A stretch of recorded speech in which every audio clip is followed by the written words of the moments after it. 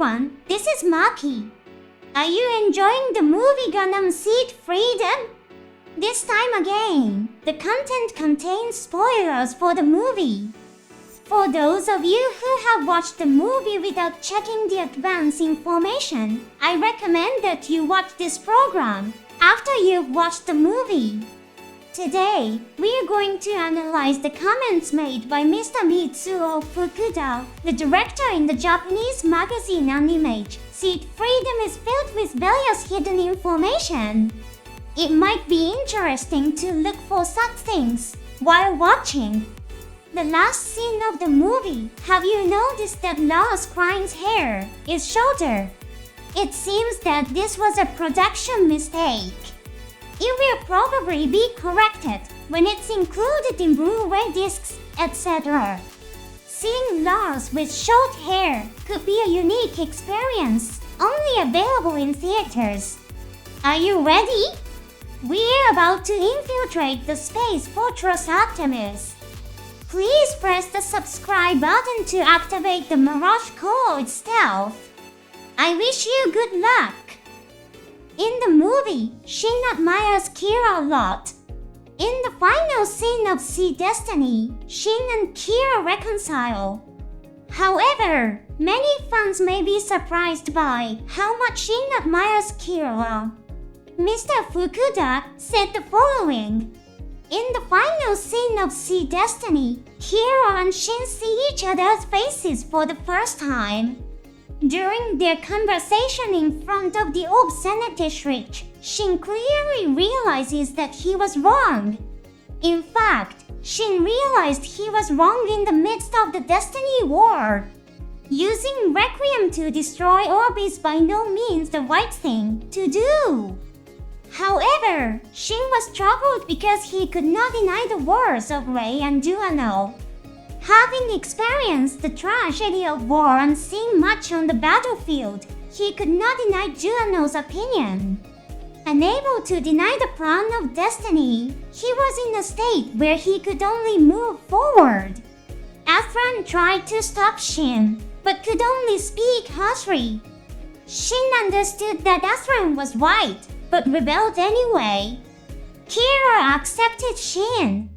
The words, no matter how many times we are blown away, we'll plant flowers again, freed Shin's heart. Shin was saved by Kira's words that it's okay to start over. Even if one's actions were wrong, one could believe that it's okay to start over.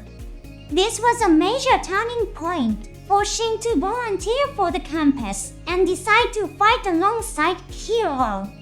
Athran is sometimes said by fans to be bad at mending human relationships. In Seed, his conversation with Lars was very awkward, and it was memorable how he made a lot of haste and sent them to her when he saw that Lars liked them, showing his awkward side. The way he spoke to Shin, seriously yet harshly, might have been part of that. Kira acknowledged Shin in a different way, with different words and expressions than Athran. Mr. Fukuda spoke of Shin's existence as being precious to Kira as well. Kira had always carried the burden alone. Sai and Tao couldn't share Kira's burden. Kakali cares for Kira, but they are in different places. In the movie, Athran and Shin share Kira's burden. The most important being to Kira was Shin. Athran was not by Kira's side. At the beginning of the movie, scenes are shown as if Kira is fighting alone. There are scenes where Lunamaria asks, is it the same instructions again? But remember, Kira is not a person who wants to defeat enemies.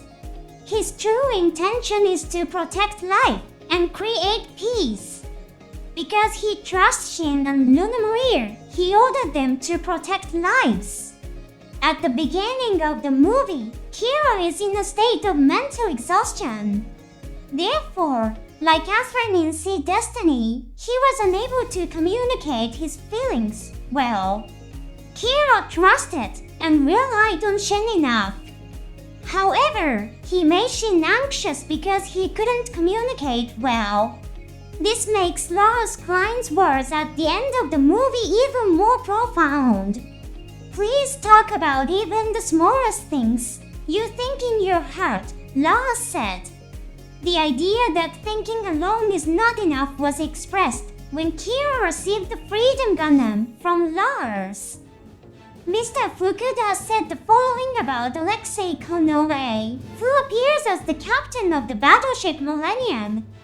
Konoe is a soldier who has never been defeated. This does not mean that he is strong, but rather that he is a person who does not actively engage in combat. When he senses the possibility of defeat, he skillfully retreats from the battlefield. He is very good at escaping. He considers losing his life on the battlefield as a defeat. To survive, he runs away and skillfully commands retreats to bring his troops back safely. As a result, Konoe does not have many significant military achievements. His success rate in operations is low, but so is the attrition rate of his troops, so he is highly trusted by his subordinates. Konoe was stationed on the lunar front with the Zaft forces. He joined campus at the request of the chairman of the Plant Supreme Council, Lament. But he did not join just because he was asked. He was also interested in young talents like Kira and Shin. I wanted the new captain in the movie to have a personality that would not conflict with Maru. I also wanted to introduce a character with different traits from those of the past. If he had a personality like Talia Gladys, he would just be someone who moves forward power-free with Maru. In the world of fiction, soldiers are often portrayed as people who have no regard for human life. I wanted a character with different qualities. I wanted to create a character like young Wenli from Legend of the Galactic Heroes. Many fans were happy to see the appearance of Yzak and Diakka. What does Mr. Fukuda think about them? Yzak and Diakka are part of the information department of Plant. They played very good roles. Diakka received the information from the secret organization terminal, and Yzak immediately ensured the safety of the chairman of the Supreme Council. The preparation of the battleship Eternal was also underway, so the escape went very smoothly. The preparation of the Eternal and the mobile suit's vacuum was done by Andrew Waldfeld. Normally, humanoid mobile suits like Zin would be used, but since it was Waldfeld's unit, vacuums were used. It was a significant move for Yzak to help Chairman Lament escape. Since the chairman had given the order to suppress the rebellion, a suppression operation could be carried out with mobile suits and armed forces. Yzak and the others were able to use extremely powerful weapons because they had secured the chairman of the High Council. There was a reason why Yzak and the others used Meteor. The final battle was fought on the moon. Plant and the moon are very far away from each other. Therefore, a weapon with strong propulsion is needed to rush there. Only Meteor has the fighting ability to suppress the rebellion with a small force. Diakka was originally a high-ranking soldier who wore a red uniform. In the second half of Seed, he left the Zaft forces and fought as an ally of the Archangel and the Eternal. Upon his return to the Zaft forces, Diakka was demoted to the rank of junior soldier. However, it seems that the demotion allowed Diakka to act more freely than Yzak. Yzak, who wears a white uniform, has become a person of great responsibility. He is able to coordinate with the chairman of the Supreme Council, but it's difficult for him to move freely. The more agile Diakka contacts the terminal, and the authoritative Yzak makes critical decisions. Their combination seems to be very good compared to the time when they were rude to Waldfeld and ignored orders. They have grown considerably. Many fans were surprised by the mobile suits that appeared in the final battle. The Strike, Freedom, Destiny Gundam, and Infinite Justice made a comeback. Mr. Fukuda said the following: "We decided on the mobile suits that appeared in the final battle based on the idea that without 2 or 3 generations of technological innovation, a new model wouldn't be overwhelmingly powerful. The Destiny Gundam and others were considered to be quite over-spec'd when they were created, so they are still very viable today. The element of old generation mobile suits still being able to fight effectively when there hasn't been any technological innovation is something that has been touched upon in past Gundam series. In the novel version of Shell's counterattack, there is a scene where Amaro talks about mobile suits. Can't you get a Zeta Gundam? The Hyakushiki is not a weak mobile suit either. The Earth Federation forces were afraid to give Gundam-type mobile suits to powerful nudies like Amaro. As a result, Amaro had a lot of trouble getting a powerful mobile suit to fight formidable enemies like Shirazou.